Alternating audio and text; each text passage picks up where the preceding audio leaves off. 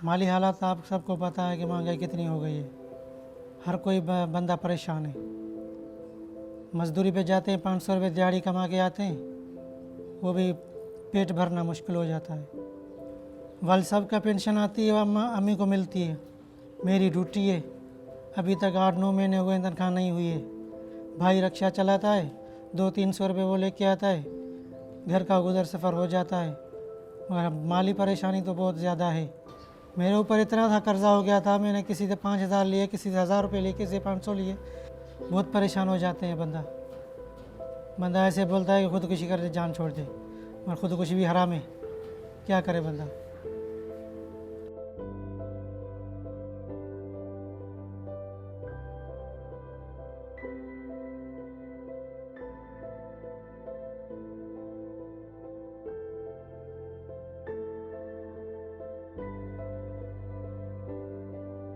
हमारी पुरानी कहावत है और ये हर जगह अप्लाई करती है।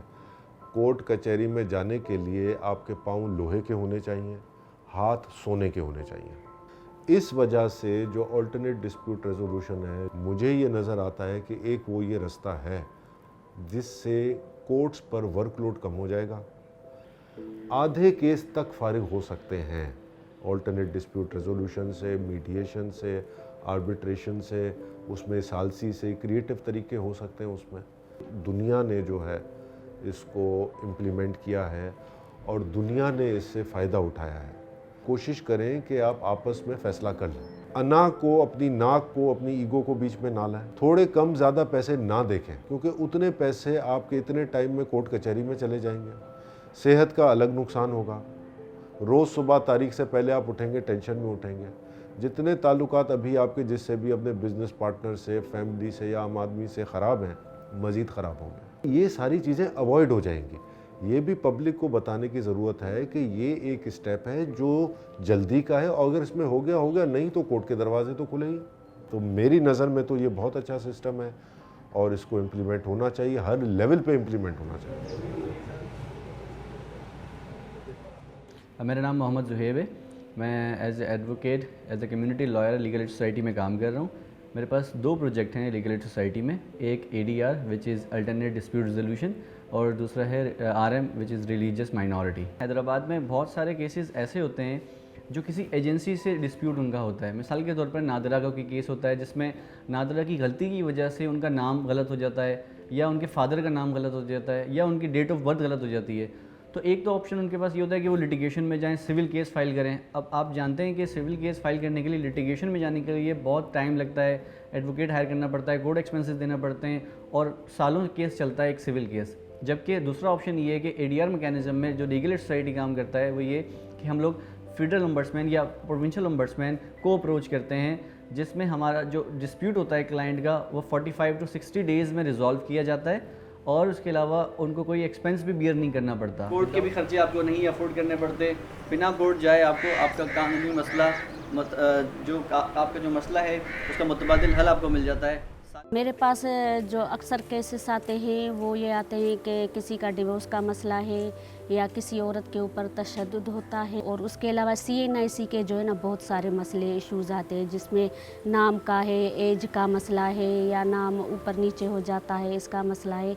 तो ये बहुत सारे मसले आते हैं। मुश्किल तो ज़िंदगी है, इन मसलों में फंसे भी रहते हैं, लेकिन जो है ना जब से ये लीगल एड वालों ने हमारे इलाकों में आकर, हमारे गांव में आकर लोगों को अवेयरनेस दी है और उनको बताया है कि आपके जो छोटे छोटे इश्यूज़ हैं, आपके जो भी मसला है, सेशन वगैरह किए, तो उनमें उन लोगों को बहुत सारी जो है ना अवेयरनेस आ गई है। क्योंकि लीगल एड का ऐसा काम है, ये कम्युनिटी और इदारे के बीच में जो ब्रिज का जो काम है वो लीगल एड कर रही है।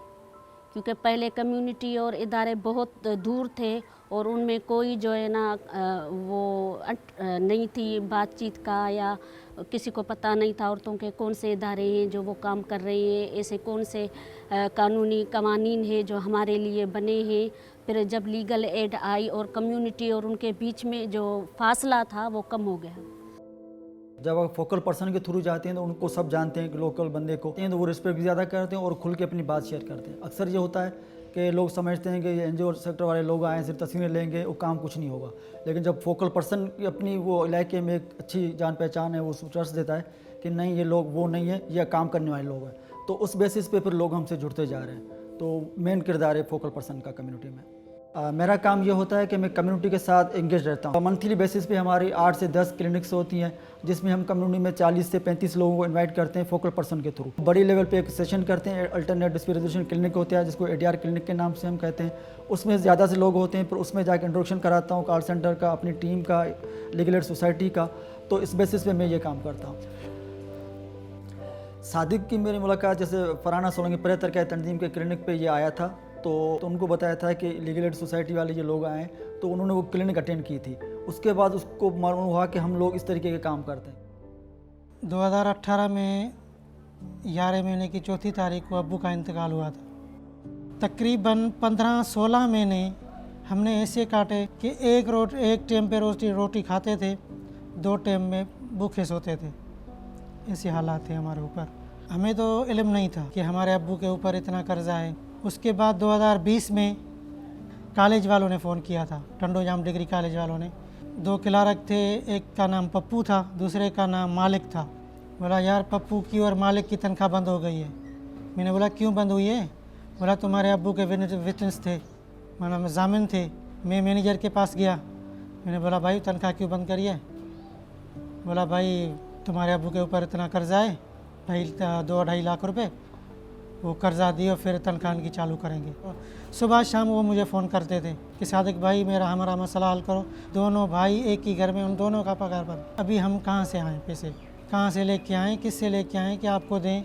मेरे पास तो खाने के लिए कुछ भी नहीं है। मेरे 5 बच्चे हैं, घर की हालत अभी तक सही नहीं है। मैं मस्जिद में बच्चे पढ़ाता हूँ, 5-6 हज़ार मिल जाते हैं वहाँ से।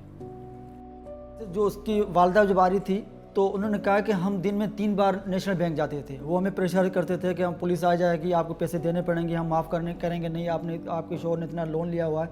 तो कह रहे जब भी फ़ोन आता था हम फौरी तौर पे अपने काम छोड़ के अब भाग जाते थे। किराए के पैसे भी नहीं होते थे, किसी से बाइक के लिए किसी से पैसे लिए। दिन में 3 बार भी आते थे ताकि खौफ के जैसे कल कुछ घर पर ना आ जाए, मोहल्ले में जो हम लोग रहते हैं सबको बताना पड़े कि मेरे शोहर ने लोन लिया था। तो उस तरीके से उनको खौफ था और उनकी जो साइकोलॉजिकल वो प्रेशर में थे। तो उसके बाद जब रब्ता किया हमसे तो उनको हमने तसल्ली दी कि इस मामला कैसे कैसे हमारे पास आते हैं, हम उसको इस तरीके से डील करते हैं। तो उस हवाले से फिर उसको थोड़ा ट्रस्ट हुआ। तो मुझसे पहला एक सरकारी इदारो हुआ जो सिंधी लेवल ते भी कम करे पियो ऐं पाकिस्तान लेवल ते भी कम करे। तो फिर उनको ओम्बड्समैन की ऑफिस ले गए विफाकी मुझसे पहला में। तो एप्लीकेशन फ़ाइल की, उनको ये ट्रस्ट दिया गया 1 हफ़्ते के अंदर आपको मैसेज आ जाएगा, आपको केस सुना जाएगा। तो जब मैसेज आया तो उनको एक किरण नज़र आई कि कुछ होने वाला है हमारे साथ। मोहतसिब आला के दफ्तर में ऐसे हुआ कि दोनों तरफ से मैनेजर से भी साइन ली थी, मुझसे भी साइन ली थी। उसके बाद मैनेजर ने बोला कि जो डॉक्यूमेंट्स हैं, डेथ सर्टिफिकेट है, इनकम सर्टिफिकेट है, पता नहीं 10-11 कागज़ बोले थे उनने, वो पूरे करके दियो, मैं बैंक में लेके आओ, उसके बाद जो है ना हम कर्ज़ा आपका माफ़ करवा देंगे। फिर मैंने कागज़ पूरे करवा के दिए, उसके बाद लोन क्लियर हो गया। मोहतसिब आला का हमें पता नहीं था, इल्म नहीं था कि बैंक का भी होता है या किसी और चीज़ का भी मोहतसिब आला होता है। मैं लीगल सोसाइटी के पास गया, उन्होंने हमें रास्ता निकाल के दिया। उनकी बड़ी मेहरबानी, अल्लाह उनको खुश रखे। वो तो उन्होंने हमारी हेल्प की। वो तो भीख मांग के फिर भी हम कर्ज़ा देते। ये दफ्तर हमारे बराबर में नहीं होता हमारे हैदराबाद में, तो हम तो डूब के मर जाते। हर शहर में होना चाहिए ऐसा कि गरीब बंदा जो पुलिसों की ठोकर खाए, कोर्टों का धिक्का खाए, जो 500 कमाता है, अभी 1000 रुपये दिहाड़ी सीढ़ा से 500, बस यार क्या बोले। ये तो हम समझ रहे हैं कि ऊपर से मलाइक होके आए, खुदा की कसम बहुत हेल्प की।